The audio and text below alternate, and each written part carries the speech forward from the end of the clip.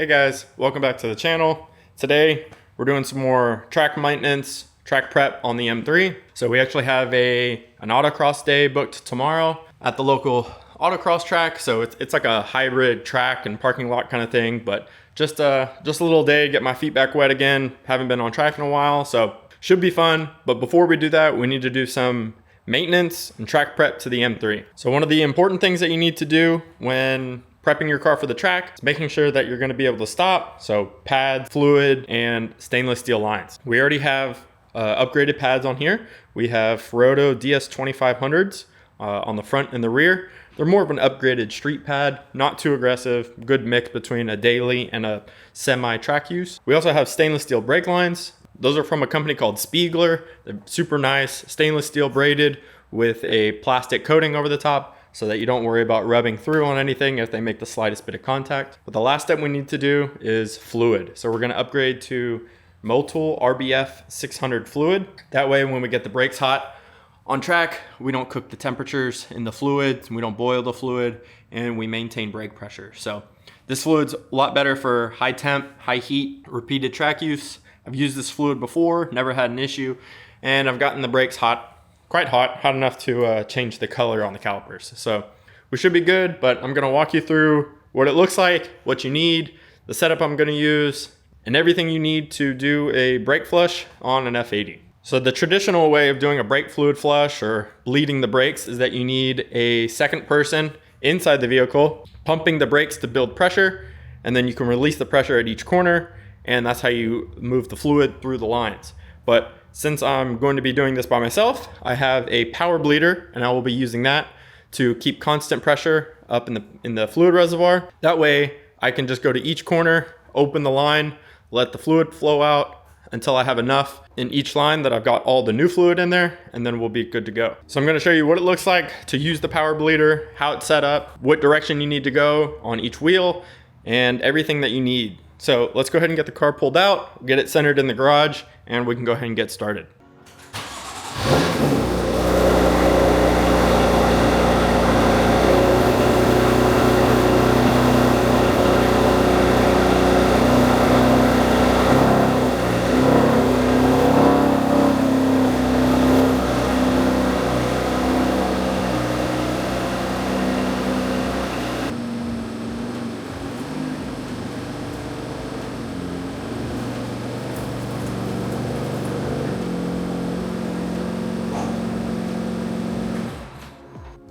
So the first thing we're gonna do is remove this cap so we can get underneath to the fluid reservoir.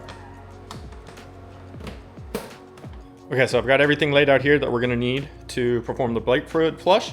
First off, we're gonna use this power bleeder. So this is super useful for doing a brake flush by yourself. Also, you don't really run any risk of, introducing any air into the system, all that. This is a Motive power bleeder. I think I got this from Amazon for 70 or 80 bucks. And then make sure that you get the correct adapter for your car. So this is just for a European model car, but they just have slightly different sized reservoir caps. So you just need to get the right one that fits your vehicle. Then this comes in the kit as well. This is just a power bleeder reservoir. So this is for when we go to each corner. This is what will collect all of our fluid. I have 2 bottles, 1 liter worth of Motul RBF 600. That should be plenty to do the fluid flush. And we will need an 11 millimeter wrench to open and close the valves on each caliper. So all we're gonna do is we're gonna go ahead and get this set up, plug it into the system. The first thing I like to do is check the pressure, make sure that there are no leaks. So we'll do that by just building pressure in here, and then we'll let it sit for a few minutes while we get the car jacked up. We'll come back and we'll check that the bleeder hasn't lost any pressure. That way we know we're safe with no leaks. Then we can go from starting with the furthest corner away, which is the passenger rear. Then we'll go driver rear, passenger front, driver front. So you want to work your way furthest away from the bleeder first, and then work closer and closer. And we will go one by one, bleeding out, making sure we keep pressure in here and just retaining our old fluid into here. So I'm gonna go ahead and get this connected up. We'll get this side of the car jacked up just to do that back corner. I'm just gonna do it one corner at a time, jacking up each corner, then this back corner, like I said. Let's go ahead and get this all connected, and I'll get back with you in a minute.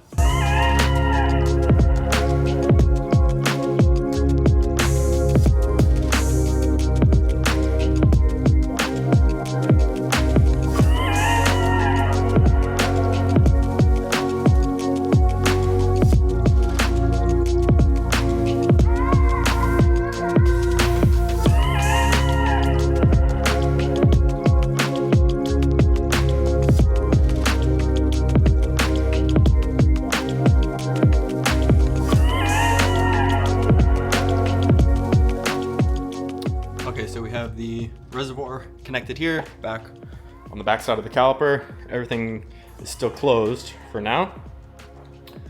We have had this sitting for about 5 minutes. We haven't lost any pressure here on the gauge. Usually set it around 12 to 13 PSI, or it's right about where we're at right now, 13 PSI.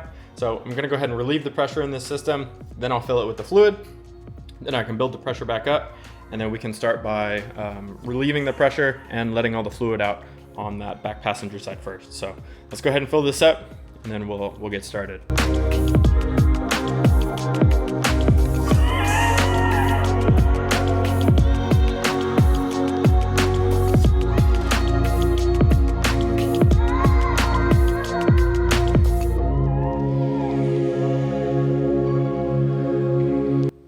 Okay, so we've got this filled, sitting right here at about 13 and a half, 14 PSI. Everything's good, no leaks on this side. We can come around to this corner here. And since this is the furthest away corner, this is the one that's gonna have the most fluid because the line is the longest. So all we're gonna do is we're gonna come back here and we're gonna loosen this bolt, and we'll just let it go until fluid starts coming out. We'll watch it start building up here into the thing. We'll probably let this go about halfway, maybe a little bit less than halfway. And then that should be plenty of the fluid that's in the line here. We will tighten this bolt back up, and then we'll be able to move to the next corner.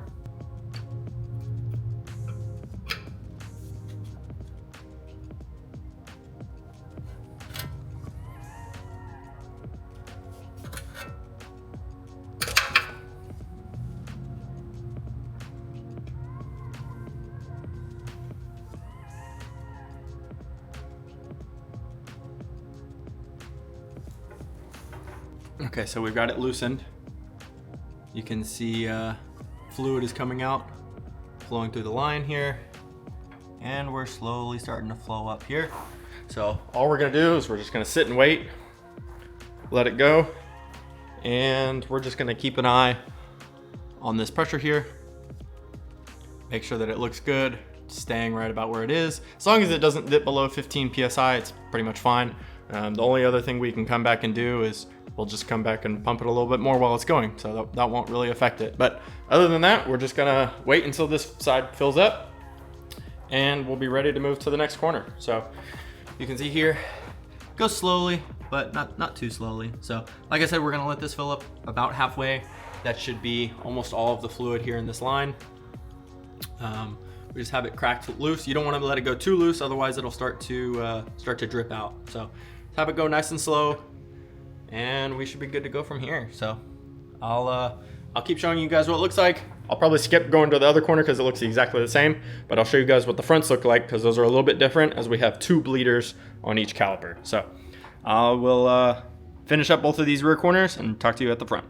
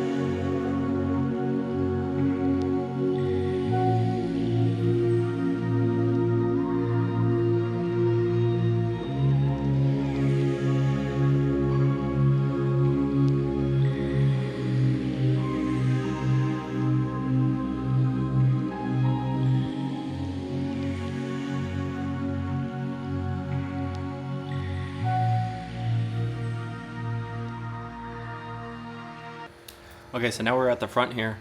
This is a little bit different because the front has 2 nipples. So it's got one here and then one here in the back as well. So what you need to do is repeat the same process that we're doing in the rear, but we're gonna bleed the outside nipple first and then the inside nipple. And this will be, like I said, we're gonna start from the furthest away from the reservoir. So we're gonna start on the passenger side first, and then we'll go to the driver's side. So we've got the front one bleeding right now, and I've went ahead and I emptied this. Just use one of the old containers to put it back into.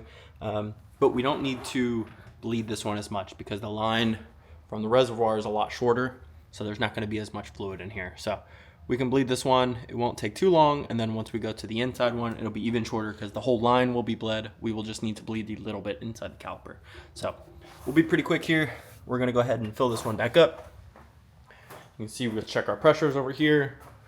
So we're still above 10 PSI. We can go a little bit better, a little bit higher, but you can still see we've got plenty of fluid left in here. So we haven't even used one of these worth of old fluid yet. So we've got plenty of fluid left, but you'd rather be plenty than not enough. You wanna make sure that you get all the old fluid out. So I'm gonna go ahead and pump this back up, add a little bit more pressure, let that drain out of that line. Then we'll do the inside caliper. Once we get done with that, we'll come over and we'll do this last corner. One thing I wanna mention is that while I'm underneath here, just before we're going to our track day or autocross day, it's important to just, get a bolt on some of these things, make sure everything's tight, make sure nothing's wiggling loose.